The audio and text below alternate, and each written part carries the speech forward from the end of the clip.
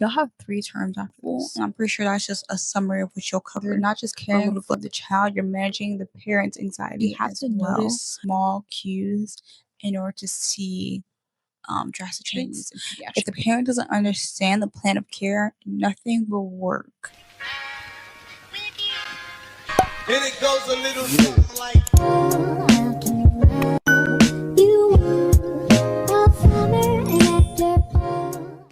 Hey guys, it's Zoe and welcome back to Zoe and Amaya. Today we're covering Term 11 of ECPI, which is your parent-child nursing class. I'm going to break down what the class actually covers, what clinicals were like, and why pediatrics was not for me, and what confirmed that I absolutely want to stay away from the peds nursing. If that's for you, congratulations, and I wish you the best of luck. But before we get into today's video, if you made the term 11, I'm assuming you're watching this video, you made term 11, comment, we made it, or almost done. And go ahead and like this video, comment, subscribe, turn those notification bells so you know every time we post, Mondays at 6 p.m. This class focuses on pediatric patients from infancy through adolescence and their families. They cover growth and developmental milestones, pediatric assessment differences, medication dosing based on weight, cognitive disorders, respiratory illnesses like RSV and asthma, GI conditions, endocrine disorders like type 1 diabetes, and then childhood infections, immunizations, and family care planning. That was a whole mouthful, and I'm pretty sure that's just a summary of what you'll cover, or a little glimpse. It's a lot. But you'll also learn how to modify communication based on developmental stages. So from toddlers, school age children, adolescents, with all completely different approaches. And dosing math is very real for this class because it is weight based. So you have to be very careful and pay attention to that so you can dose the patient the correct way. You don't want to overdose them or give too much medications. That could lead to more problems. Clinicals, let me just be honest. I'm glad that we have clinicals and that schools make us do clinicals in each category because Peds confirmed for me I never wanted to be a pediatric nurse. Like, there's so many different ages on the unit, and it was just overwhelming to me. Like, I remember one little girl, she's probably about like 9 years old, and she screamed just for me taking her blood pressure, like a full freaking meltdown. And I just stood there thinking, yeah, this is not it. This is not my destiny. Thankfully, nursing is a very good variety, so you can pick your own specialty. Because if I had to be a teenager, I would have dropped out of nursing school right there. Because with adults, you can reason with adults. Like with kids, you have to assess them while they're scared, crying, hiding behind the parents, and refusing everything. You're not just caring for the child, you're managing the parent's anxiety as well, which can be very tough dealing with family and kids at the same time. And then not only having to go from room to room with all the different ages, like one might be a baby, one might be like 16, one might be 9. It's just very overwhelming. What really stood out to me was how much patient education matters in pediatrics. If the parent doesn't understand the plan of care, nothing will work, obviously because of the caregivers. So medication schedules, inhalers, diet changes, blood sugar monitoring, etc., etc. If you're not confident, the child's outcome could suffer. So keep that in mind. So clinicals were intense because you have to constantly adjust your communication, like I said before. Like, you can't talk to a toddler like you would a teenager, like a 16-year-old. You can't talk to a teenager like you would a toddler, and you can't ignore the parents because, obviously, like I said before, they're the caregivers. So it's a mental workout to juggle it all, especially with having multiple patients at the same time, multiple things, multiple stages, multiple things going on. What caught me off guard was how subtle the pediatric assessments are. Like, kids compensate really well until they don't. Like, their respiratory rate changes before their oxygen drops, their behavior changes before the vital shifts. It's a lot to grasp. And then if you have like a baby, their respiratory rate is different from a child. They breathe faster, their heart rate is faster.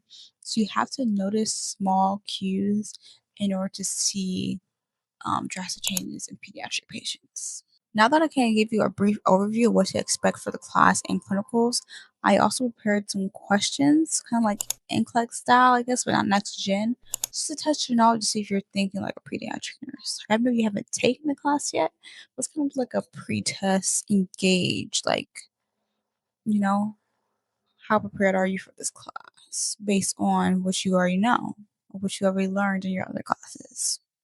So let's go ahead and test your knowledge. Question 1.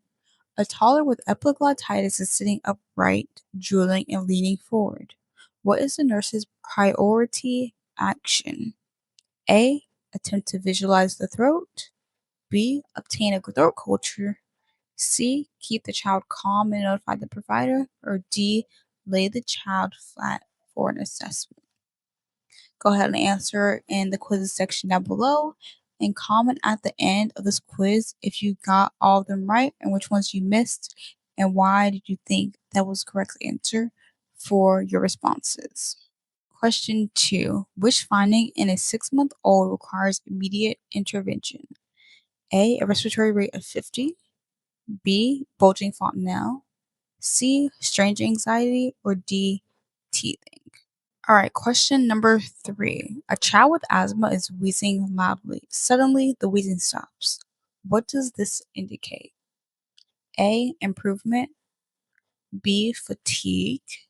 C. Airway obstruction worsening. Or D. Medication is working. All right, last question. Question 4. When administering oral medication to a toddler, the nurse should A. Mix in a full bottle of milk. B. Force medication with restraints. C. Use oral syringe alongside the cheek. Or D. Tell them it's candy.